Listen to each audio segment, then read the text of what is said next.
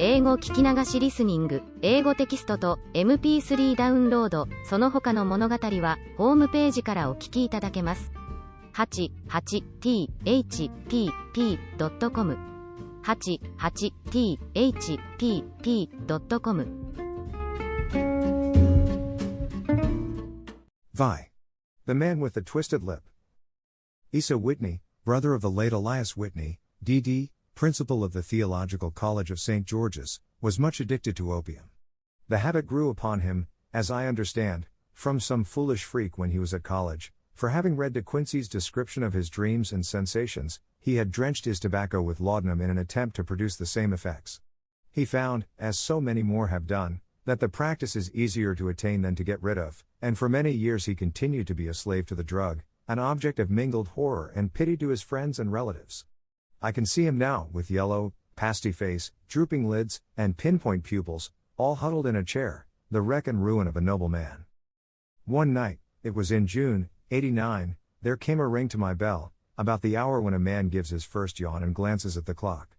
I sat up in my chair, and my wife laid her needlework down in her lap and made a little face of disappointment. "A patient," said she. "You'll have to go out." I groaned, for I was newly come back from a weary day. We heard the door open, a few hurried words, and then quick steps upon the linoleum. Our own door flew open, and a lady, clad in some dark-colored stuff, with a black veil, entered the room. "You will excuse my calling so late," she began, and then, suddenly losing her self-control, she ran forward, threw her arms about my wife's neck, and sobbed upon her shoulder. "Oh, I'm in such trouble," she cried. "I do so want a little help." "Why," said my wife, pulling up her veil, "it is Kate Whitney." "How you startled me, Kate. I had not an idea who you were when you came in. I didn't know what to do, so I came straight to you." That was always the way. Folk who were in grief came to my wife like birds to a lighthouse. "It was very sweet of you to come. Now, you must have some wine and water, and sit here comfortably and tell us all about it. Or should you rather that I sent James off to bed?" "Oh, no. I want the doctor's advice and help, too. It's about Isa. He has not been home for 2 days. I am so frightened about him." It was not the first time that she had spoken to us of her husband's trouble, to me as a doctor, to my wife as an old friend and school companion. We soothed and comforted her by such words as we could find. Did she know where her husband was? Was it possible that we could bring him back to her? It seems that it was. She had the surest information that of late he had, when the fit was on him, made use of an opium den in the farthest east of the city. Hitherto his orgies had always been confined to one day, and he had come back, twitching and shattered, in the evening. But now the spell had been upon him 48 hours, and he lay there, doubtless among the dregs of the docks, breathing in the poison or sleeping off the effects. There he was to be found, she was sure of it, at the Bar of Gold in Upper Swandam Lane. But what was she to do? How could she, a young and timid woman, make her way into such a place and pluck her husband out from among the ruffians who surrounded him? There was the case, and of course there was but one way out of it. Might I not escort her to this place? And then, as a second thought, why should she come at all? I was Isa Whitney's medical advisor, and as such I had influence over him. I could manage it better if I were alone. I promised her on my word that I would send him home in a cab within 2 hours if he were indeed at the address which she had given me. And so in 10 minutes I had left my armchair and cheery sitting room behind me, and was speeding eastward in a hansom on a strange errand, as it seemed to me at the time, though the future only could show how strange it was to be. But there was no great difficulty in the first stage of my adventure. Upper Swandam Lane is a vile alley lurking behind the high wharves which line the north side of the river to the east of London Bridge.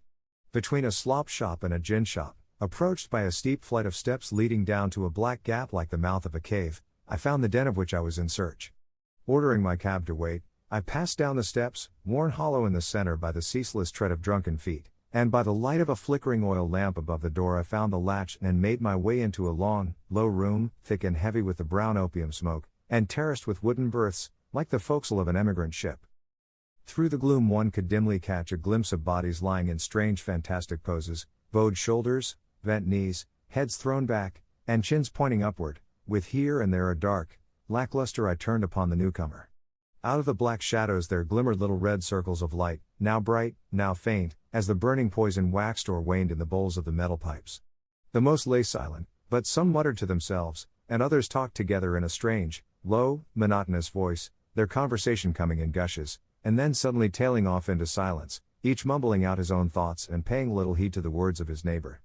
At the farther end was a small brazier of burning charcoal, beside which on a three-legged wooden stool there sat a tall, thin old man, with his jaw resting upon his two fists, and his elbows upon his knees, staring into the fire. As I entered, a sallow Malay attendant had hurried up with a pipe for me and a supply of the drug, beckoning me to an empty berth. "Thank you. I have not come to stay," said I. "There is a friend of mine here, Mr. Isa Whitney, and I wish to speak with him." There was a movement and an exclamation from my right, and peering through the gloom, I saw Whitney, pale, haggard, and unkempt, staring out at me. "My God! It's Watson," said he. He was in a pitiable state of reaction, with every nerve in a twitter. "I say, Watson, what o'clock is it?" "Nearly 11. "Of what day?" "Of Friday, June 19th. "Good heavens! I thought it was Wednesday." "It is Wednesday. What do you want to frighten a chap for?" He sank his face onto his arms and began to sob in a high treble key. "I tell you that it is Friday, man. Your wife has been waiting this 2 days for you. You should be ashamed of yourself." "So I am. But you've got mixed, Watson, for I have only been here a few hours, 3 pipes, 4 pipes, I forget how many. But I'll go home with you. I wouldn't frighten Kate, poor little Kate. Give me your hand." "Have you a cab?" "Yes, I have one waiting." "Then I shall go in it. But I must owe something." "Find what I owe, Watson. I am all off color. I can do nothing for myself." I walked down the narrow passage between the double row of sleepers, holding my breath to keep out the vile, stupefying fumes of the drug, and looking about for the manager. As I passed the tall man who sat by the brazier, I felt a sudden pluck at my skirt, and a low voice whispered, "Walk past me, and then look back at me." The words fell quite distinctly upon my ear. I glanced down. They could only have come from the old man at my side, and yet he sat now as absorbed as ever, very thin, very wrinkled, bent with age, an opium pipe dangling down from between his knees, as though it had dropped in sheer lassitude from his fingers. I took 2 steps forward and looked back. It took all my self-control to prevent me from breaking out into a cry of astonishment. He had turned his back so that none could see him, but his form had filled out, his wrinkles were gone, the dull eyes had regained their fire, and there, sitting by the fire and grinning at my surprise, was none other than Sherlock Holmes. He made a slight motion to me to approach him, and instantly, as he turned his face half round to the company once more, subsided into a doddering, loose-lipped senility. "Holmes," I whispered, "what on earth are you doing in this den?" "As low as you can," he answered, "I have excellent ears. If you would have the great kindness to get rid of that sottish friend of yours, I should be exceedingly glad to have a little talk with you. I have a cab outside." "Then pray send him home in it. You may safely trust him, for he appears to be too limp to get into any mischief. I should recommend you also to send a note by the cabman to your wife to say that you have thrown in your lot with me. If you will wait outside, I shall be with you in 5 minutes." It was difficult to refuse any of Sherlock Holmes' requests, for they were always so exceedingly definite, and put forward with such a quiet air of mastery. I felt, however, that when Whitney was once confined in the cab my mission was practically accomplished, and for the rest, I could not wish anything better than to be associated with my friend in one of those singular adventures which were the normal condition of his existence. In a few minutes I had written my note, paid Whitney's bill, led him out to the cab, and seen him driven through the darkness. In a very short time a decrepit figure had emerged from the opium den, and I was walking down the street with Sherlock Holmes. For 2 streets he shuffled along with a bent back and an uncertain foot. Then, glancing quickly round, he straightened himself out and burst into a hearty fit of laughter. "I suppose, Watson," said he, "that you imagine that I have added opium smoking to cocaine injections, and all the other little weaknesses on which you have favored me with your medical views. I was certainly surprised to find you there. But not more so than I to find you. I came to find a friend. And I to find an enemy." "An enemy?"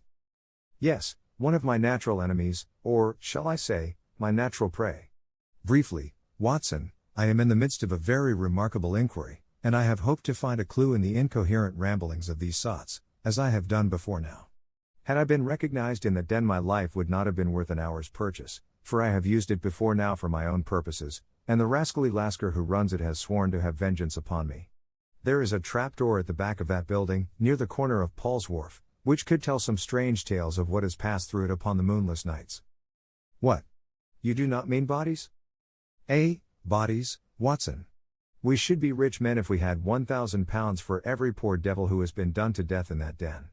It is the vilest murder trap on the whole riverside, and I fear that Neville St. Clair has entered it never to leave it more. But our trap should be here.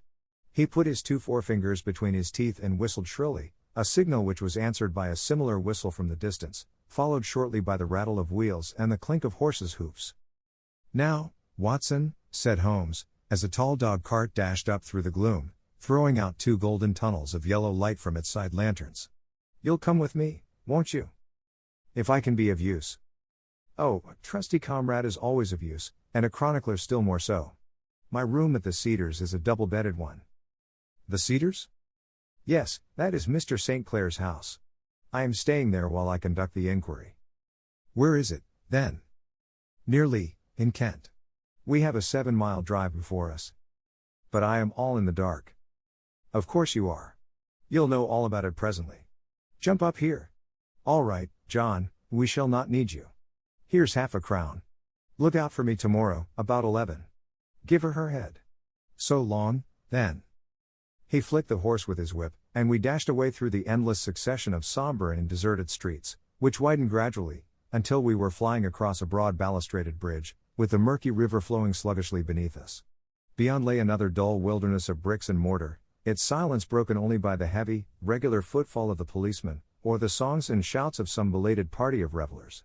A dull rack was drifting slowly across the sky, and a star or 2 twinkled dimly here and there through the rifts of the clouds.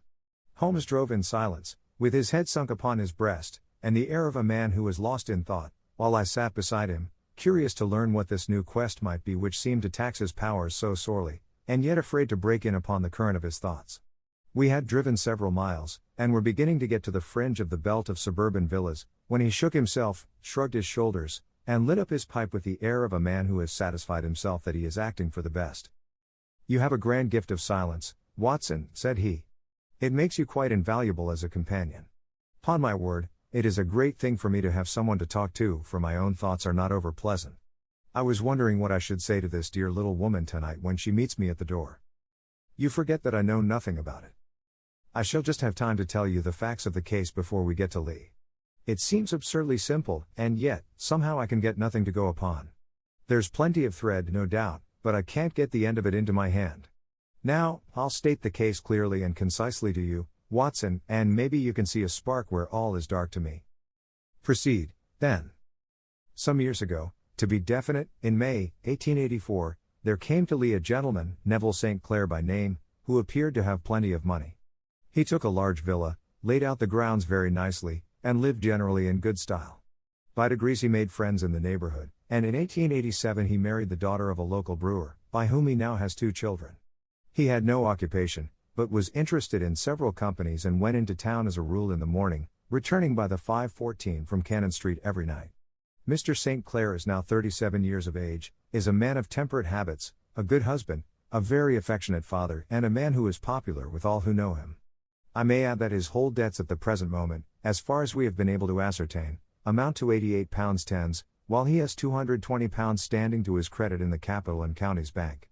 There is no reason, therefore, to think that money troubles have been weighing upon his mind. Last Monday Mr. Neville St. Clair went into town rather earlier than usual, remarking before he started that he had 2 important commissions to perform, and that he would bring his little boy home a box of bricks. Now, by the merest chance, his wife received a telegram upon this same Monday, very shortly after his departure, to the effect that a small parcel of considerable value which she had been expecting was waiting for her at the offices of the Aberdeen Shipping Company. Now, if you are well up in your London, you will know that the office of the company is in Fresno Street, which branches out of Upper Swandam Lane, where you found me tonight. Mrs. St. Clair had her lunch, started for the city, did some shopping, proceeded to the company's office, got her packet, and found herself at exactly 4:35 walking through Swandam Lane on her way back to the station. Have you followed me so far? It is very clear. If you remember, Monday was an exceedingly hot day, and Mrs. St. Clair walked slowly, glancing about in the hope of seeing a cab, as she did not like the neighborhood in which she found herself. While she was walking in this way down Swandam Lane, she suddenly heard an ejaculation or cry, and was struck cold to see her husband looking down at her and, as it seemed to her, beckoning to her from a second-floor window. The window was open, and she distinctly saw his face, which she describes as being terribly agitated. He waved his hands frantically to her, and then vanished from the window so suddenly that it seemed to her that he had been plucked back by some irresistible force from behind. One singular point which struck her quick feminine eye was that although he wore some dark coat, such as he had started to town in, he had on neither collar nor necktie. Convinced that something was amiss with him, she rushed down the steps, for the house was none other than the opium den in which you found me tonight, and running through the front room she attempted to ascend the stairs which led to the first floor. At the foot of the stairs, however, she met this Lascar scoundrel of whom I have spoken, who thrust her back and, aided by a Dane, who acts as assistant there, pushed her out into the street. Filled with the most maddening doubts and fears, she rushed down the lane and, by rare good fortune, met in Fresno Street a number of constables with an inspector, all on their way to their beat. The inspector and two men accompanied her back, and in spite of the continued resistance of the proprietor, they made their way to the room in which Mr. St. Clair had last been seen. There was no sign of him there. In fact, in the whole of that floor there was no one to be found save a crippled wretch of hideous aspect, who, it seems, made his home there. Both he and the Lascar stoutly swore that no one else had been in the front room during the afternoon. So determined was their denial that the inspector was staggered, and had almost come to believe that Mrs. St. Clair had been deluded when, with a cry, she sprang at a small deal box which lay upon the table and tore the lid from it. Out there fell a cascade of children's bricks. It was the toy which he had promised to bring home. This discovery, and the evident confusion which the cripple showed, made the inspector realize that the matter was serious. The rooms were carefully examined, and results all pointed to an abominable crime. The front room was plainly furnished as a sitting room and led into a small bedroom, which looked out upon the back of one of the wharves. Between the wharf and the bedroom window is a narrow strip, which is dry at low tide but is covered at high tide with at least 4.5 feet of water. The bedroom window was a broad one and open from below. On examination, traces of blood were to be seen upon the windowsill, and several scattered drops were visible upon the wooden floor of the bedroom. Thrust away behind a curtain in the front room were all the clothes of Mr. Neville St. Clair, with the exception of his coat. His boots, his socks, his hat, and his watch, all were there. There were no signs of violence upon any of these garments, and there were no other traces of Mr. Neville St. Clair. Out of the window he must apparently have gone, for no other exit could be discovered, and the ominous bloodstains upon the sill gave little promise that he could save himself by swimming, for the tide was at its very highest at the moment of the tragedy. And now as to the villains who seemed to be immediately implicated in the matter. The Lascar was known to be a man of the vilest antecedents, but as, by Mrs. St. Clair's story, he was known to have been at the foot of the stair within a very few seconds of her husband's appearance at the window, he could hardly have been more than an accessory to the crime. His defense was one of absolute ignorance, and he protested that he had no knowledge as to the doings of Hugh Boone, his lodger, and that he could not account in any way for the presence of the missing gentleman's clothes. So much for the Lascar manager. Now for the sinister cripple who lives upon the second floor of the opium den, and who was certainly the last human being whose eyes rested upon Neville St. Clair. His name is Hugh Boone, and his hideous face is one which is familiar to every man who goes much to the city. He is a professional beggar, though in order to avoid the police regulations he pretends to a small trade in wax vestas. Some little distance down Threadneedle Street, upon the left-hand side, there is, as you may have remarked, a small angle in the wall. Here it is that this creature takes his daily seat, cross-legged with his tiny stock of matches on his lap, and as he is a piteous spectacle a small rain of charity descends into the greasy leather cap which lies upon the pavement beside him. I have watched the fellow more than once before ever I thought of making his professional acquaintance, and I have been surprised at the harvest which he has reaped in a short time. His appearance, you see, is so remarkable that no one can pass him without observing him. A shock of orange hair, a pale face disfigured by a horrible scar, which, by its contraction, has turned up the outer edge of his upper lip, a bulldog chin, and a pair of very penetrating dark eyes, which present a singular contrast to the color of his hair, all mark him out from amid the common crowd of mendicants, and so, too, does his wit, for he is ever ready with a reply to any piece of chaff which may be thrown at him by the passers-by. This is the man whom we now learn to have been the lodger at the opium den, and to have been the last man to see the gentleman of whom we are in quest. But a cripple, said I. What could he have done single-handed against a man in the prime of life? He is a cripple in the sense that he walks with a limp, but in other respects he appears to be a powerful and well-nurtured man. Surely your medical experience would tell you, Watson, that weakness in one limb is often compensated for by exceptional strength in the others. Pray continue your narrative. Mrs. St. Clair had fainted at the sight of the blood upon the window, and she was escorted home in a cab by the police, as her presence could be of no help to them in their investigations. Inspector Barton, who had charge of the case, made a very careful examination of the premises, but without finding anything which threw any light upon the matter. One mistake had been made in not arresting Boone instantly, as he was allowed some few minutes during which he might have communicated with his friend the Lascar, but this fault was soon remedied, and he was seized and searched, without anything being found which could incriminate him. There were, it is true, some blood stains upon his right shirt sleeve, but he pointed to his ring finger, which had been cut near the nail, and explained that the bleeding came from there, adding that he had been to the window not long before, and that the stains which had been observed there came doubtless from the same source.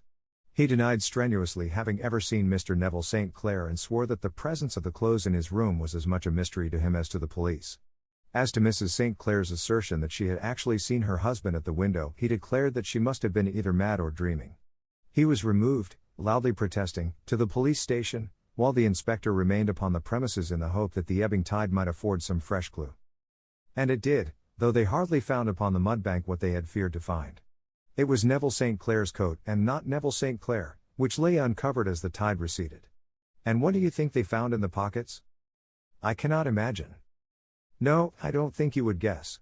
Every pocket stuffed with pennies and halfpennies, 421 pennies and 270 halfpennies. It was no wonder that it had not been swept away by the tide. But a human body is a different matter. There is a fierce eddy between the wharf and the house. It seemed likely enough that the weighted coat had remained when the stripped body had been sucked away into the river. But I understand that all the other clothes were found in the room. Would the body be dressed in a coat alone? No, sir, but the facts might be met speciously enough. Suppose that this man Boone had thrust Neville St. Clair through the window, there is no human eye which could have seen the deed. What would he do then? It would of course instantly strike him that he must get rid of the telltale garments. He would seize the coat, then, and be in the act of throwing it out, when it would occur to him that it would swim and not sink. He has little time, for he has heard the scuffle downstairs when the wife tried to force her way up, and perhaps he has already heard from his Lascar confederate that the police are hurrying up the street. There is not an instant to be lost. He rushes to some secret hoard, where he has accumulated the fruits of his beggary, and he stuffs all the coins upon which he can lay his hands into the pockets to make sure of the coat sinking. He throws it out, and would have done the same with the other garments had not he heard the rush of steps below, and only just had time to close the window when the police appeared. It certainly sounds feasible. Well, we will take it as a working hypothesis for want of a better. Boone, as I have told you, was arrested and taken to the station, but it could not be shown that there had ever before been anything against him. He had for years been known as a professional beggar, but his life appeared to have been a very quiet and innocent one. There the matter stands at present, and the questions which have to be solved, what Neville St. Clair was doing in the opium den, what happened to him when there, where is he now, and what Hugh Boone had to do with his disappearance, are all as far from a solution as ever. I confess that I cannot recall any case within my experience which looked at the first glance so simple and yet which presented such difficulties. While Sherlock Holmes had been detailing this singular series of events, we had been whirling through the outskirts of the great town until the last straggling houses had been left behind, and we rattled along with a country hedge upon either side of us. Just as he finished, however, we drove through two scattered villages, where a few lights still glimmered in the windows. "We are on the outskirts of Lee," said my companion. "We have touched on 3 English counties in our short drive, starting in Middlesex, passing over an angle of Surrey, and ending in Kent. See that light among the trees? That is the Cedars, and beside that lamp sits a woman whose anxious ears have already, I have little doubt, caught the clink of our horses' feet." "But why are you not conducting the case from Baker Street?" I asked. "Because there are many inquiries which must be made out here. Mrs. St. Clair has most kindly put 2 rooms at my disposal, and you may rest assured that she will have nothing but a welcome from my friend and colleague. I hate to meet her, Watson, when I have no news of her husband. Here we are. Whoa, there, whoa." We had pulled up in front of a large villa which stood within its own grounds. A stable boy had run out to the horse's head, and springing down, I followed Holmes up the small, winding gravel drive which led to the house. As we approached, the door flew open and a little blonde woman stood in the opening, clad in some sort of light mousseline de soie, with a touch of fluffy pink chiffon at her neck and wrists. She stood with her figure outlined against the flood of light, one hand upon the door, one half raised in her eagerness, her body slightly bent, her head and face protruded, with eager eyes and parted lips, a standing question. "Well?"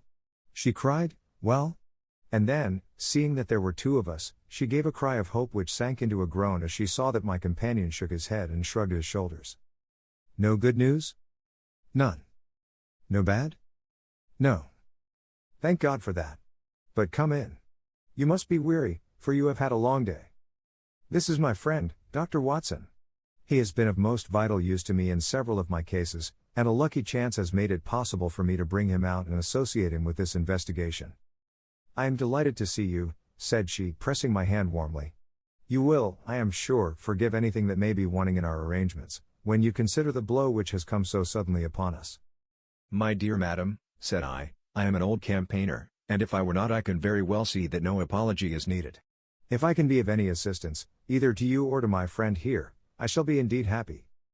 Now, Mr. Sherlock Holmes, said the lady as we entered a well-lit dining room, upon the table of which a cold supper had been laid out, I should very much like to ask you one or two plain questions, to which I beg that you will give a plain answer. Certainly, madam. Do not trouble about my feelings. I am not hysterical, nor given to fainting. I simply wish to hear your real opinion. Upon what point? In your heart of hearts, do you think that Neville is alive? Sherlock Holmes seemed to be embarrassed by the question. Frankly, now, she repeated, standing upon the rug and looking keenly down at him as he leaned back in a basket chair. Frankly, then, madam, I do not. You think that he is dead? I do. Murdered? I don't say that. Perhaps. And on what day did he meet his death? On Monday. Then perhaps, Mr. Holmes, you will be good enough to explain how it is that I have received a letter from him today. Sherlock Holmes sprang out of his chair as if he had been galvanized. What? He roared. Yes, today. She stood smiling, holding up a little slip of paper in the air. May I see it? Certainly. He snatched it from her in his eagerness, and smoothing it out upon the table he drew over the lamp and examined it intently. I had left my chair and was gazing at it over his shoulder. The envelope was a very coarse one and was stamped with the Gravesend postmark and with the date of that very day, or rather of the day before, for it was considerably after midnight. Coarse writing, murmured Holmes. Surely this is not your husband's writing, madam. No, but the enclosure is. I perceive also that whoever addressed the envelope had to go and inquire as to the address. How can you tell that? The name, you see, is in perfectly black ink, which has dried itself. The rest is of the grayish color, which shows that blotting paper has been used. If it had been written straight off, and then blotted, none would be of a deep black shade. This man has written the name, and there has then been a pause before he wrote the address, which can only mean that he was not familiar with it. It is, of course, a trifle, but there is nothing so important as trifles. Let us now see the letter. Ha! There has been an enclosure here. Yes, there was a ring. His signet ring. And you are sure that this is your husband's hand? One of his hands. One? His hand when he wrote hurriedly.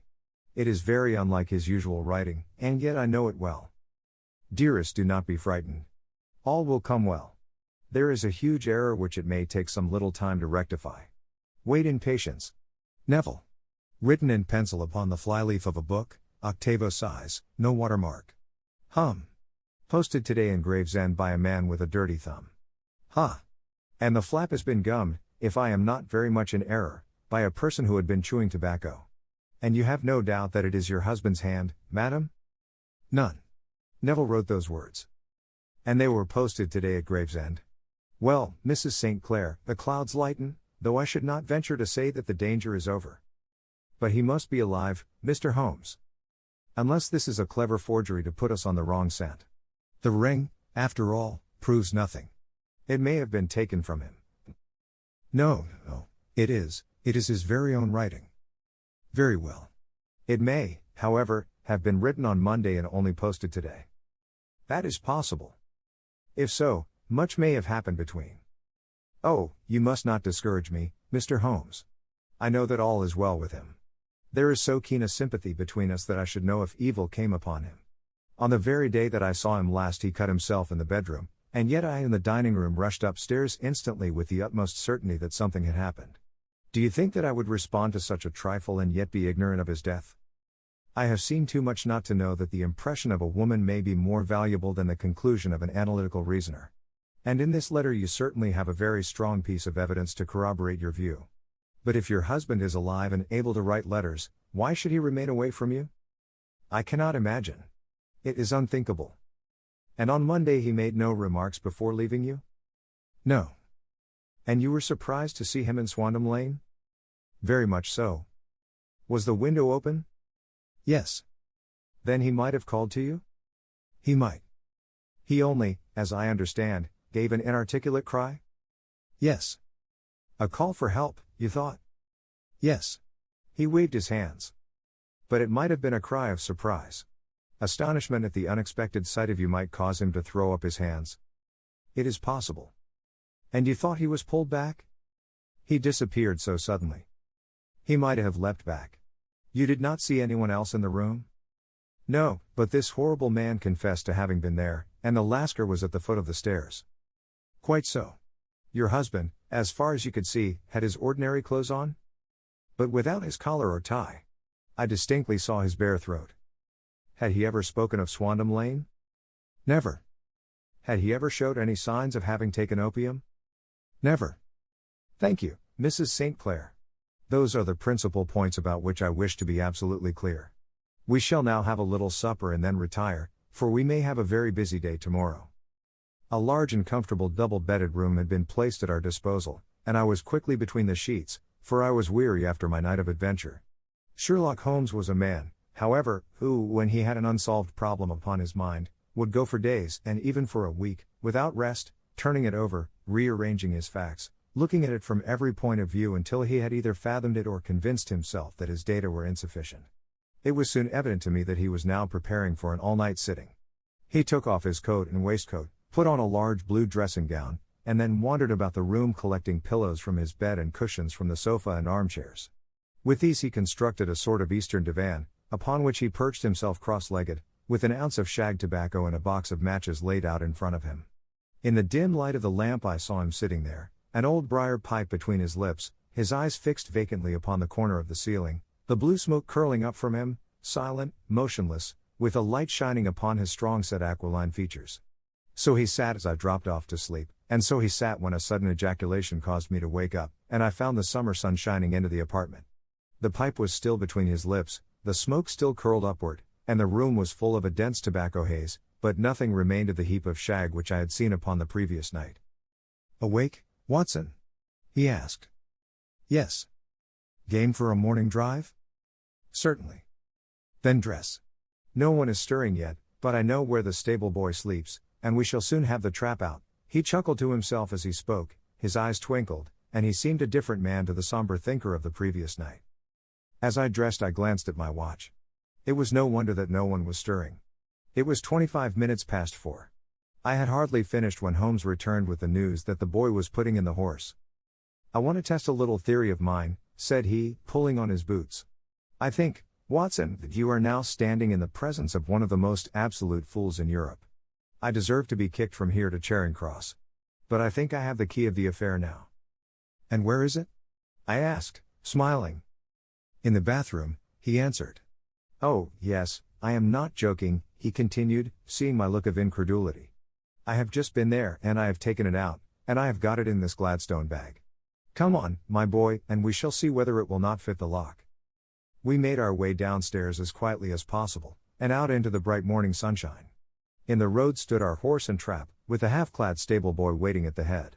We both sprang in, and away we dashed down the London road.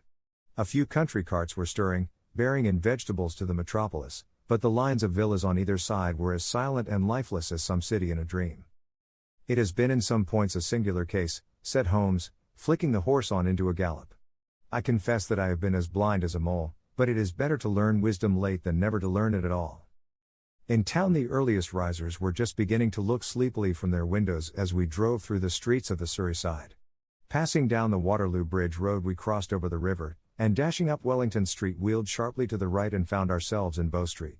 Sherlock Holmes was well known to the force, and the two constables at the door saluted him. One of them held the horse's head while the other let us in. "Who is on duty?" asked Holmes. "Inspector Bradstreet, sir." "Ah, Bradstreet, how are you?" A tall, stout official had come down the stone-flagged passage, in a peaked cap and frog jacket. "I wish to have a quiet word with you, Bradstreet." "Certainly, Mr. Holmes. Step into my room here." It was a small, office-like room, with a huge ledger upon the table and a telephone projecting from the wall. The inspector sat down at his desk. What can I do for you, Mr. Holmes? I called about that beggarman, Boone, the one who was charged with being concerned in the disappearance of Mr. Neville St. Clair, of Lee. Yes. He was brought up and remanded for further inquiries. So I heard. You have him here? In the cells. Is he quiet? Oh, he gives no trouble. But he is a dirty scoundrel. Dirty? Yes, it is all we can do to make him wash his hands, and his face is as black as a tinker's. Well, when once his case has been settled, he will have a regular prison bath, and I think, if you saw him, you would agree with me that he needed it. I should like to see him very much. Would you? That is easily done. Come this way. You can leave your bag. No, I think that I'll take it. Very good. Come this way, if you please. He led us down a passage, opened a barred door, passed down a winding stair, and brought us to a whitewashed corridor with a line of doors on each side. The third on the right is his, said the inspector. Here it is. He quietly shot back a panel in the upper part of the door and glanced through. He is asleep, said he. You can see him very well. We both put our eyes to the grating. The prisoner lay with his face towards us, in a very deep sleep, breathing slowly and heavily. He was a middle-sized man, coarsely clad as became his calling, with a colored shirt protruding through the rent in his tattered coat. He was, as the inspector had said, extremely dirty, but the grime which covered his face could not conceal its repulsive ugliness. A broad welt from an old scar ran right across it from eye to chin, and by its contraction had turned up one side of the upper lip, so that 3 teeth were exposed in a perpetual snarl. A shock of very bright red hair grew low over his eyes and forehead. He's a beauty, isn't he? Said the inspector. He certainly needs a wash, remarked Holmes. I had an idea that he might, and I took the liberty of bringing the tools with me. He opened the Gladstone bag as he spoke, and took out, to my astonishment, a very large bath sponge. You are a funny one, chuckled the inspector. Now, if you will have the great goodness to open that door very quietly, we will soon make him cut a much more respectable figure. Well, I don't know why not, said the inspector. He doesn't look a credit to the Bow Street cells, does he? He slipped his key into the lock, and we all very quietly entered the cell. The sleeper half turned, and then settled down once more into a deep slumber. Holmes stooped to the water jug, moistened his sponge, and then rubbed it twice vigorously across and down the prisoner's face. Let me introduce you, he shouted, to Mr. Neville St. Clair, of Lee, in the county of Kent. Never in my life have I seen such a sight.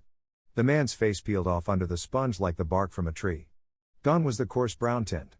Gone, too, was the horrid scar which had seamed it across, and the twisted lip which had given the repulsive sneer to the face. A twitch brought away the tangled red hair, and there, sitting up in his bed, was a pale, sad-faced, refined-looking man, black-haired and smooth-skinned, rubbing his eyes and staring about him with sleepy bewilderment. Then suddenly realizing the exposure, he broke into a scream and threw himself down with his face to the pillow.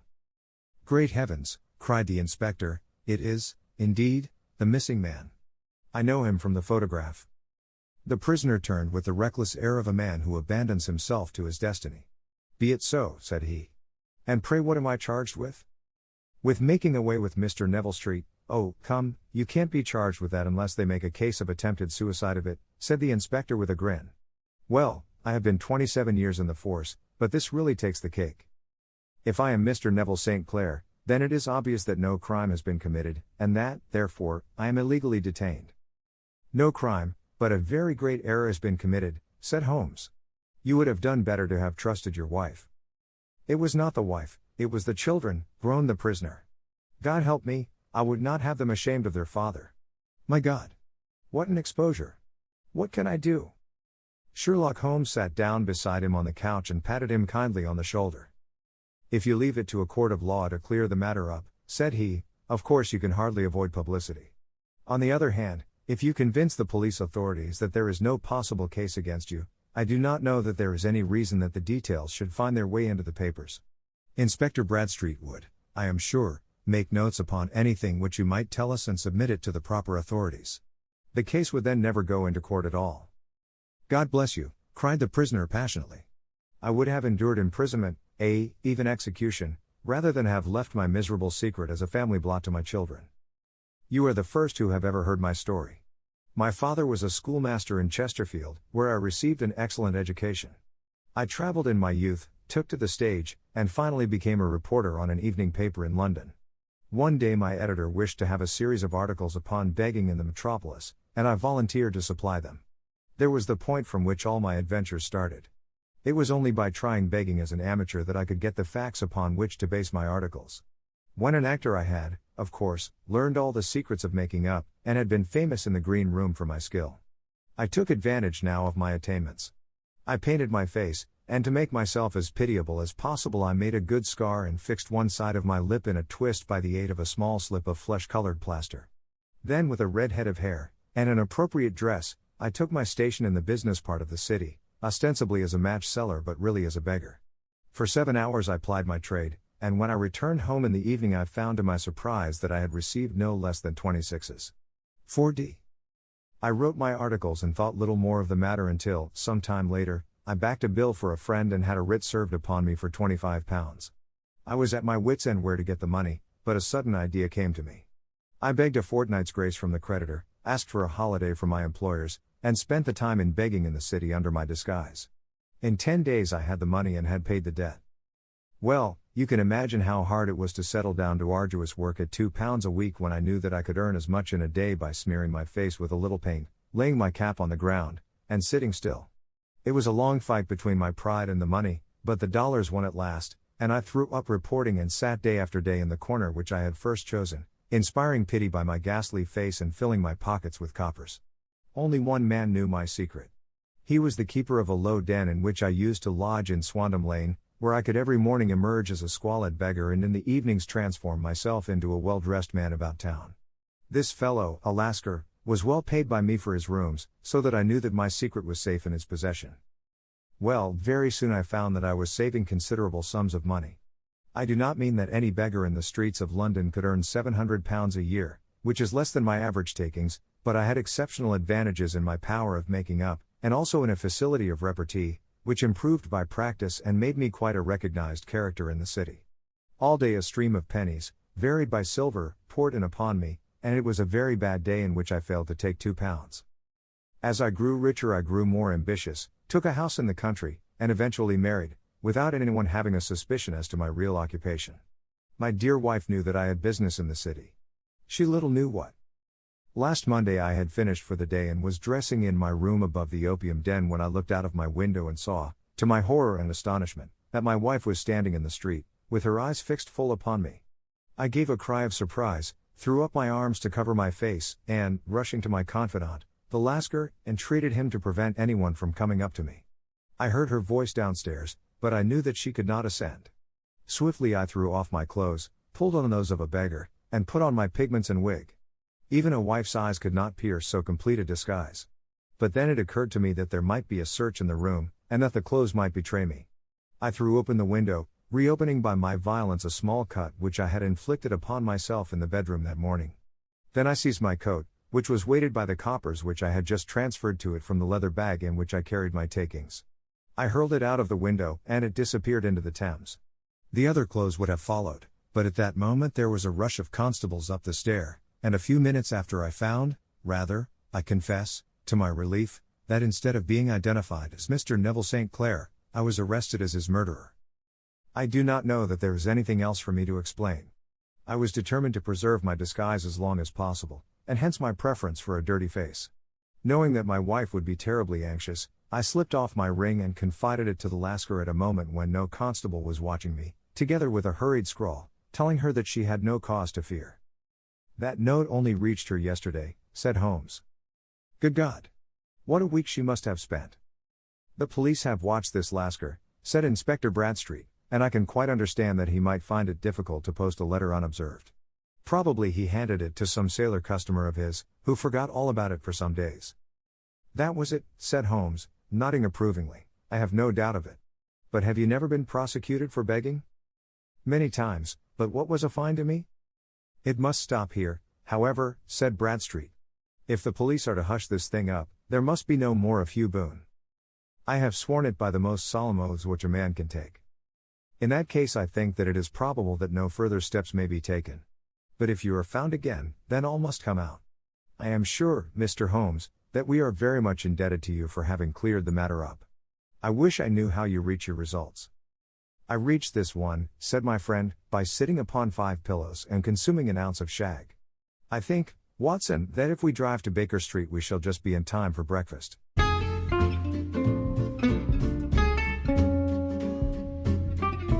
英語聞き流しリスニング、英語テキストと MP3 ダウンロード、その他の物語はホームページからお聞きいただけます。88thpp.com 88thpp.com